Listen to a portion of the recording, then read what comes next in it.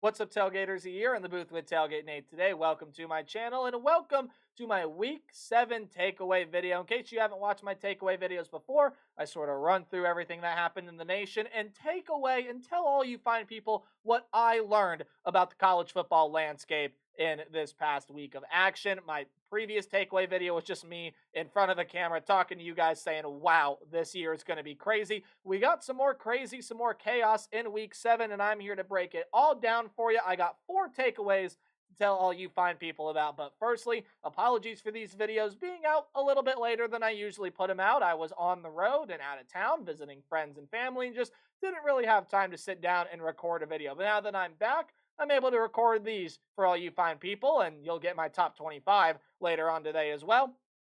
Tomorrow we will go ahead and discuss some of the bigger matchups that are happening around week 8 of the college football season. But hey, thank you so much for taking time out of, I'm sure, your busy schedule to watch this video. And please help continue to support me in any way that you would like to, whether that's here on YouTube. You can like, you can comment, you can share. And the biggest thing, hitting that subscribe button and ringing the bell, especially if you're as big of a college football nerd as I am and haven't done that already. And you're going to go help support me outside of YouTube and support me in my journey to be a sports media professional by following me on Twitter or X. It's at TailgateNate29, and I'm trying to figure out how I want to post about things that I do to inform all of you people.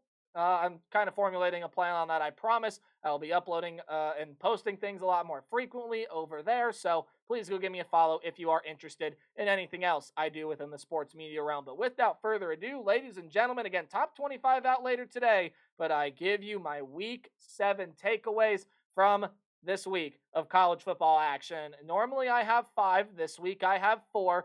But there is one, and you guys know, those of you that have watched my channel and watched these videos before, I usually like to do one general takeaway, like one thing in general that I learned about college football and about the college football landscape this past week. Well, the first thing that I learned is this is going to be a season all about adjustments. Ohio State, a team coming into this week that we thought was one of the better teams in the country. And I mean, likely still is, right? You go back and you rewatch that Oregon game. There's nothing in that game there that tells you that Ohio State is not one of the top 4, if not top 5, even a top 10 team within the country right now.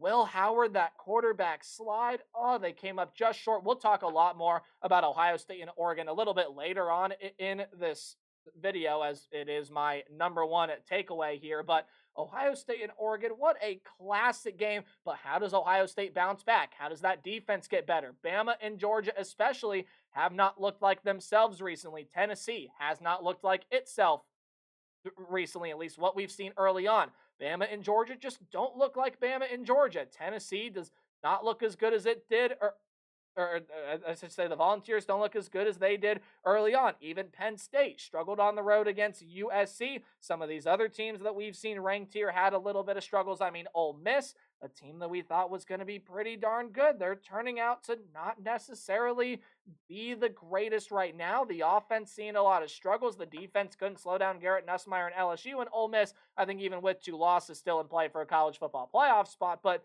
I mean, that one in overtime, talk about that one a little bit later, but this is just going to be a season of adjustments, I feel like. Why? There's no true clear-cut number 1 team, and I know a lot of people out there are going to say Texas is, and as of right now, yeah, that is absolutely true. I think Texas right now is the clear-cut number 1 team. Guys, an absolutely massive test coming up this week against Georgia, and I know Georgia has not looked like Georgia. They haven't looked that great.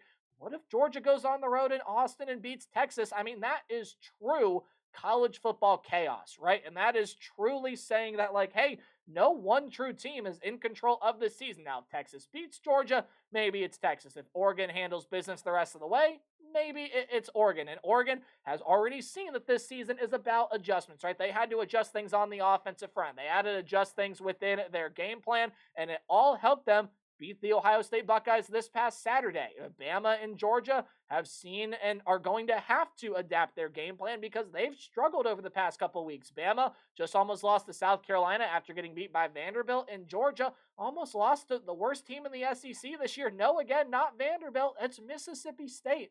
Georgia has really struggled. Tennessee has struggled. Ole Miss has struggled. A lot of the teams that we figured, like, hey, let's put them in the college football playoff. Even Penn State, even though they're sitting undefeated, have seen their struggles this year. They struggle with Bowling Green, who aren't as good as we thought they were going to be after Bowling Green give Texas A&M a pretty solid run there as well. Notre Dame has seen their struggles. Even some surprise ranked teams this year, like Illinois, they just went toe-to-toe with a bad Purdue team in overtime. Again, Tennessee needed overtime to beat Florida, and a bunch of these other things, right? So whichever team I think makes the bigger adjustments and makes the better adjustments that help their team win in the long run, like Ohio State adjusting some of their coverage schemes, or Bama and Georgia maybe upping the physicality a little bit and addressing their issues that they have on defense, I think that is going to really tell the story the rest of the way. Whichever team is more successful in the adjustments that they make, especially once we get into the college football playoff field, that's really going to write the story for the rest of this season. Let me take you on a little thought exercise journey. Now, stay with me here. Stay with me. The group of five race is a lot more interesting than people may think. Yes, Boise State is running away with the group of five race. I agree.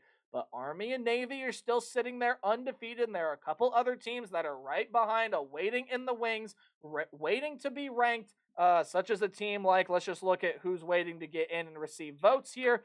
Really, maybe only Liberty and UNLV are the only other contenders, at least as of right now. No one in the American seems to be taking a step forward. Memphis and USF just aren't what we thought they were going to be. UTSA hasn't been up there. And Boise State, again, they just went toe-to-toe, or I said not just went, but back, if you remember in week 2, went toe-to-toe with an Oregon Duck team that just beat Ohio State. They might be one of the best teams in the country this year. Boise State might be as well.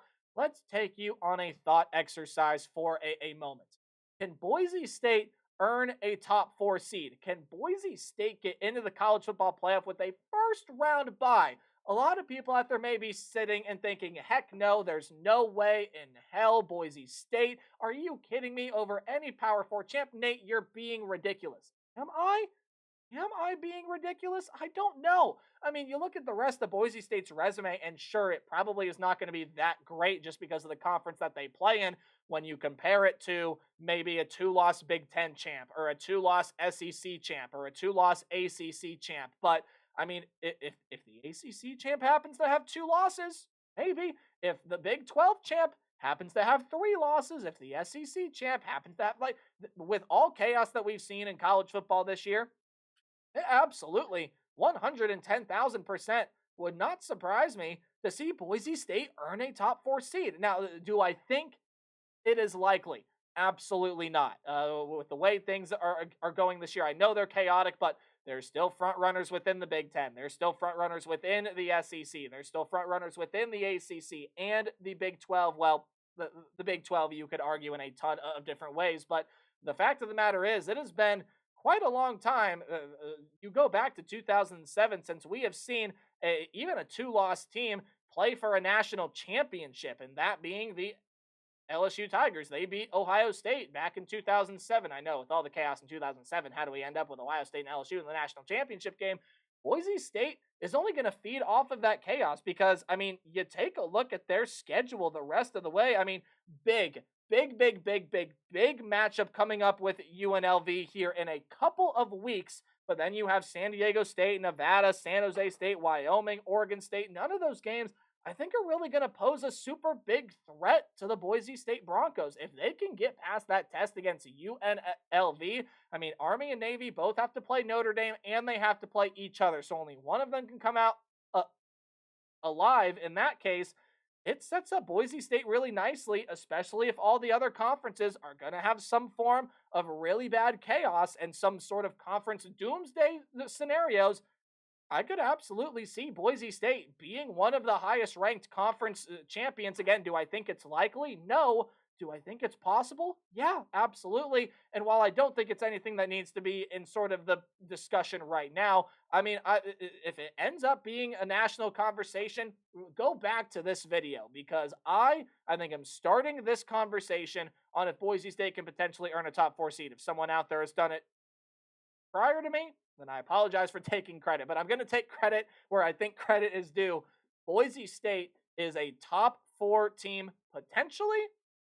Again, we'll have to wait until the end of the year, and I know me sitting here saying this is a little ridiculous, and a lot would have to happen, and you may need 2 of the Power 4 conferences to have a 3, if not 4-loss conference champ for Boise State to do it, strength of schedule, yada, yada, yada.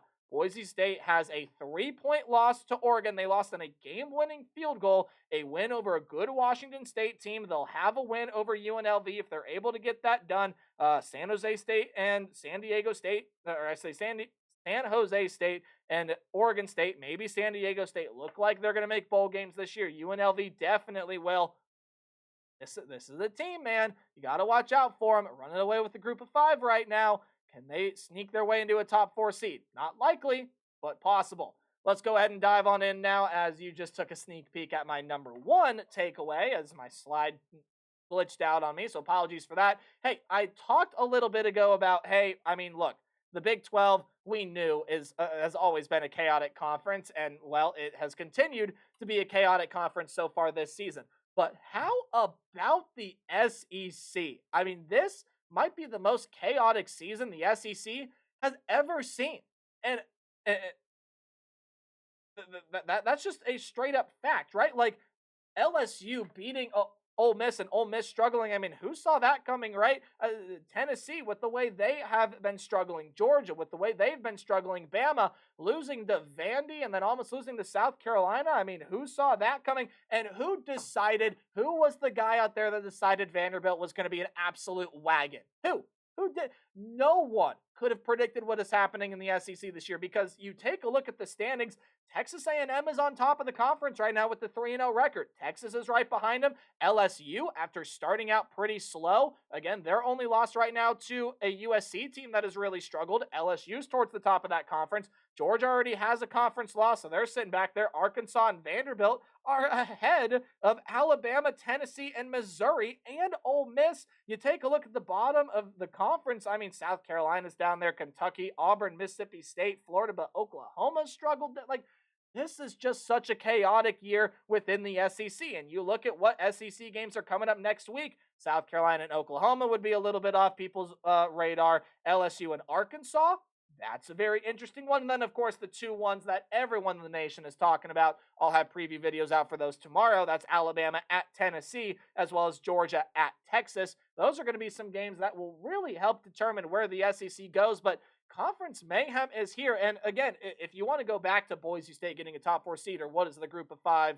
the champion need to do to get a top seed, well, they need conference chaos. The SEC could definitely give it to you. I mean, Georgia's got a lot of tough games coming up. Texas has got a lot of tough games coming up. I mean, you got Georgia at home. Don't sleep on that road game against Vanderbilt. Don't sleep on that road game against Arkansas, and a road game against Texas A&M still upcoming. The SEC still has a ton of room for just sheer chaos. And that's exactly what could happen. I mean, you go look at the way the Big 12 is right now. The reason I compare them to the Big 12 is because the Big 12 is chaos right now. Who thought BYU, Iowa State, and Texas Tech would be the top 3 teams in the Big 12 through the midway point of the season? I'll tell you what, not me, and not a whole lot of other people out there either. Kansas has really fallen off. Oklahoma State hasn't looked good.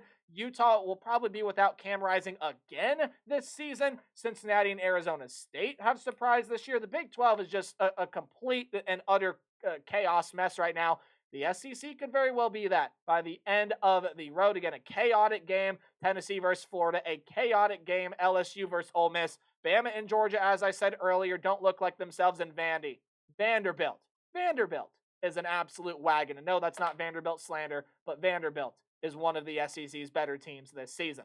Now, let's talk about the most exciting and the most important game from this past week in college football action. That was a potential Big Ten championship game rematch. And that is honestly my takeaway. The Ducks prove that they are on top of the Bucks right now. But I assure you that if that is not the conference championship game, I'll eat my hat, because I see no reason as to why Ohio State and Oregon do not meet again in wherever it happens to be, whether it's Vegas, Indianapolis. I don't know if they have determined the site. I'll just say the Big Ten championship. If Ohio State and Oregon don't meet again in the Big Ten championship, I would be shocked. A lot of people were down on this Oregon team, including myself. They just hadn't necessarily played up to what a lot of people thought their standard was. A lot of people didn't really feel great that they were inside the top three. They just proved why they're a top three team. I mean, Oregon is good. That team was really hard to stop for the Buckeye defense. Oregon's offense continued to push the pace and move the ball down the field. Defense came up with a couple of turnovers, one that eventually wasn't called, or I should say one that wasn't called there at the beginning of the game. Probably should have ended up being a pick instead of a Will Kaczmarek reception because that ball was bobbling around. But hey, there were a couple of instances with gamesmanship here within this game. Obviously, you had that one where Chip Kelly and the Ohio State offense got to the line fast enough to be able to avoid them looking at the replay, even though the right call probably would have been an Oregon pick. You saw another thing with gamesmanship that helped Oregon win the game, right? The intentional 12-man penalty that up to this point, Dan Lanning has basically come out, and I don't think he said this exact stuff, but he's basically come out and said, like, yeah, we did that on purpose. And I mean, in the moment, Ohio State fans, that's got to be incredibly frustrating. You got to think that's incredibly cheap, but I'm going to be the first one to tell you, as an Ohio State fan, hats off to you, Dan Lanning. Are you kidding me? I mean, doing his homework. I mean, yes, you can call it cheap. You can call it unsportsmanlike. You can do it whatever you want. Fact of the matter is, that's gamesmanship. And Dan Lanning played the rule book, not necessarily how it's supposed to be played, but how it was written out. And again, if Will Howard slides maybe 2 or 3 yards back, the Buckeyes get 1 second left. They are able to try, and not saying that Jaden Fielding would have made it, because again, college kickers, you never know, but the Buckeyes would have had a shot there to win that game. This was an incredible game, a back and forth performance, and one for the ages. You had no idea which team was going to come out on top here and win this game. Absolutely no clue. And it was going to come up to which team had the ball last. That was the Ohio State Buckeyes, but they were not able to get that one done. A thrilling, absolute classic in Eugene. And again, I see no reason as to why these two teams do not meet again in the Big Ten Championship. But guys, that is my Week 7 takeaway video. Let me know anything else that you took away from this past week of college football action. Coming up later, you will get my top 25. And then tomorrow, we will dive on into some of the bigger matchups that you will see across the college football world this upcoming weekend. Hey, remember to play hard but tailgate harder. See you all later today with my top 25. Goodbye.